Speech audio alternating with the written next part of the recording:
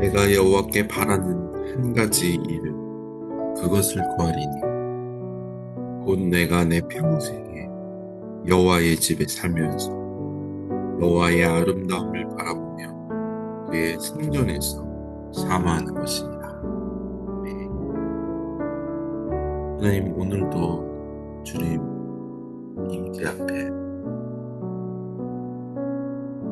정말 하나님을 느끼며 누리며 오늘 하루도 승리할 수 있는 믿음의 하루가 될 수 있도록 하나님 도와주시옵소서. 만왕의 왕 되신 주님 찬양하며 감사드리며 예수님의 이름으로 기도드렸습니다. 하나님의 말씀 편 73편 15절에서 28절 말씀입니다.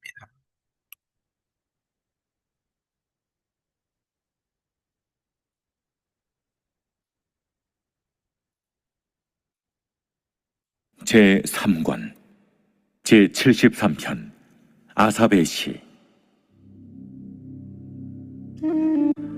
내가 만일 스스로 이르기를 내가 그들처럼 말하리라 하였더라면 나는 주의 아들들의 세대에 대하여 악행을 행하였으리이다.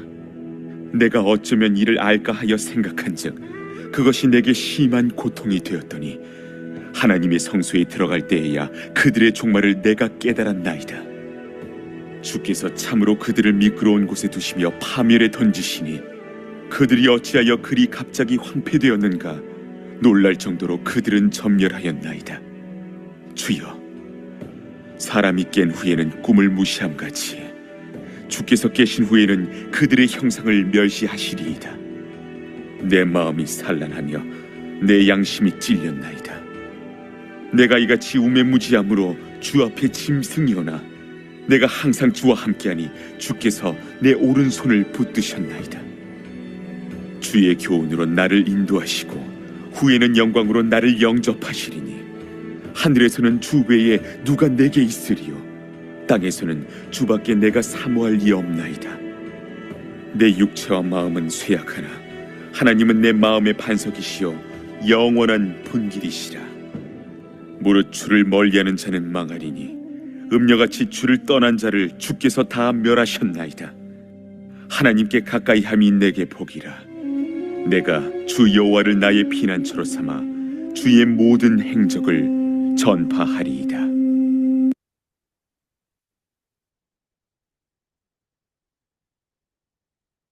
네, 악인의 형통함에 또 부당함을 고백했던 저자는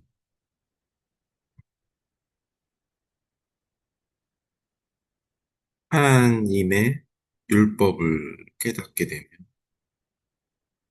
하나님의 거룩함으로 하나님의 뜻을 깨닫게 되는 변화가 오늘 후반부에 시작됩니다. 결국 악인의 형통함에서 자신의 복을 발견하게 되는 놀라운 고백이 오늘 후반부에 나타나게 됩니다. 결국 시편 저자는 자신의 시선이 악인에게 있다가 하나님께 돌리면서 현실의 부조리에 대한 그 고뇌가 해결된 그 변화를 고백하게 됩니다.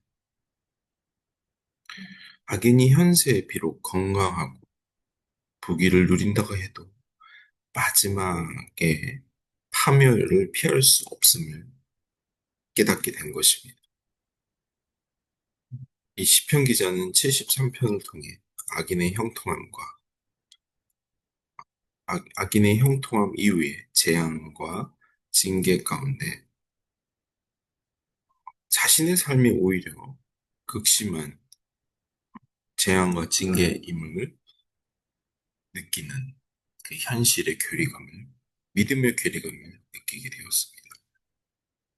그러나 시편 저자는 하나님의 임재 안에서 깨달은 그 결과가 있죠.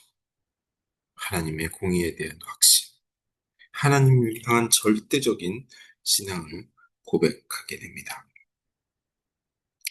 우리는 악인의 형통함처럼 이 땅에 소멸할 가치들이나 환영이나 환상이 아닌 우리가 마땅히 추구해야 될 소망과 참된 실체이신 하나님을 추구해야 합니다. 혹시 우리가 공고함이나 마음의 괴로움이 있다면 하나님을 더 갈망하여 하나님의 임재 가운데 들어가야 하는 것입니다. 오늘 시편이 우리에게 주는 교훈입니다.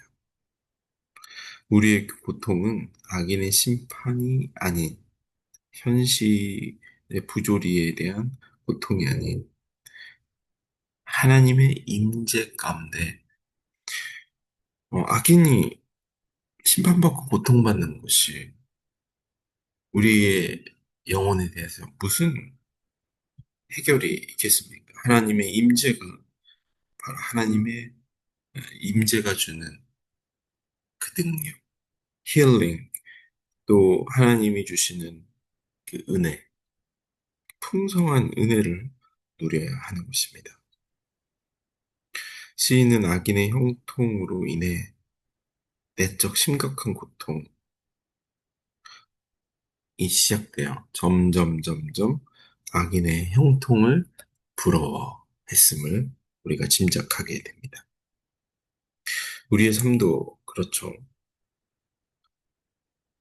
우리가 하나님의 영광을 발견할 때야 비로소 하나님의 뜻을 발견하게 되며 절대적인 신뢰를 하게 됩니다.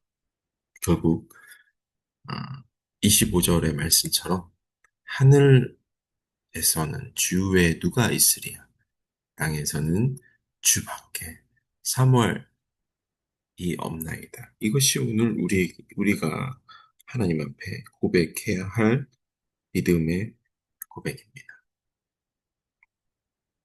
절대적으로 신뢰하고 의지해야 할 분이 바로 하나님밖에 없음을 깨달았을 때 그 부조리한 세상 가운데 악인의 형통과 악인의 복을 부러워하고 있는 우리의 불완전한 믿음 가운데 온전히 우리에게 피난처 되시고 우리가 하나님 앞에 28절 말씀처럼 이미 복을 받고 있음을 발견하게 되는 것이 믿음입니다.